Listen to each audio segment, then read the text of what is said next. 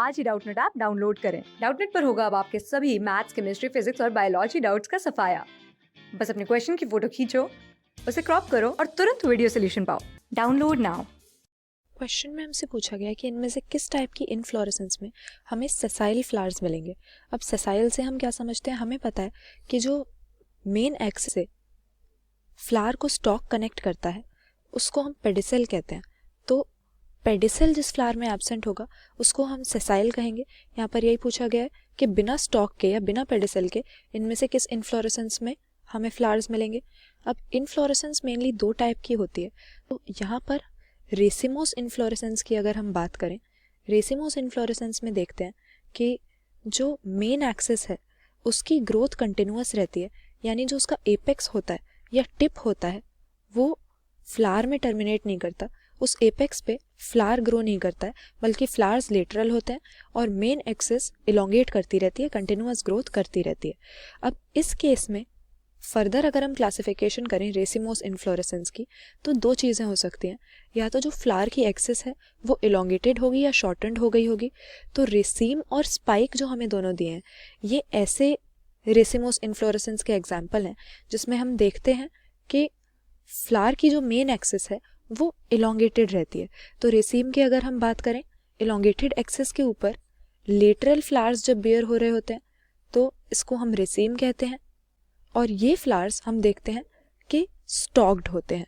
लेकिन स्पाइक में similar inflorescence में हम देखेंगे कि सेसाइल टाइप के या जिनमें पेडिसल या स्टॉक एब्सेंट होगा इस तरह के फ्लावर्स हमें मिलते हैं।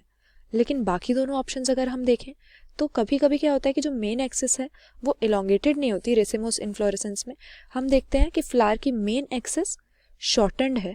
और कोरिम्ब और अम्बेल जो हमारी इन्फ्लोरेसेंस है ये इसी टाइप की रेसिमोस इन्फ्लोरेसेंस है जिसमें मेन एक्सिस शॉर्टन्ड होती है।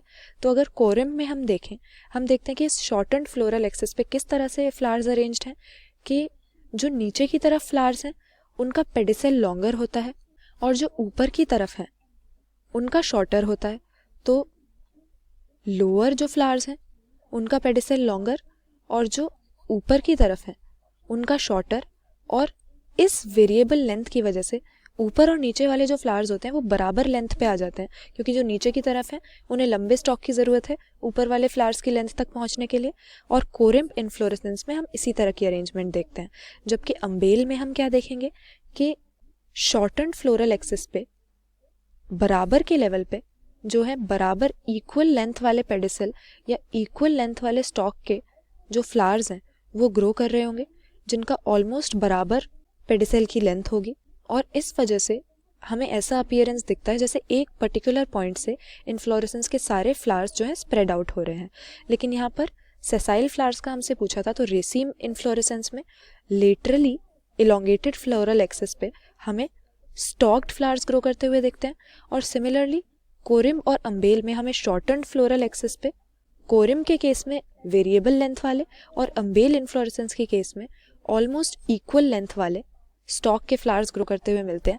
तो ये तीनों ही सेसाइल नहीं है, क्योंकि जो फ्लावर का स्टॉक है या पेडिसल है ये इनमें प्रेजेंट है। सेसाइल फ्लावर हमारे किस में होंगे, स्पाइक टाइप की रेसिमोस इन्फ्लोरेसेंस में, जिसमें फ्लावर्स में पेडिसल या स्टॉक एब्सेंट है। तो ऑप्शन बी यहाँ पे सही कर देंगे, flowers are sessile in spike inflorescence.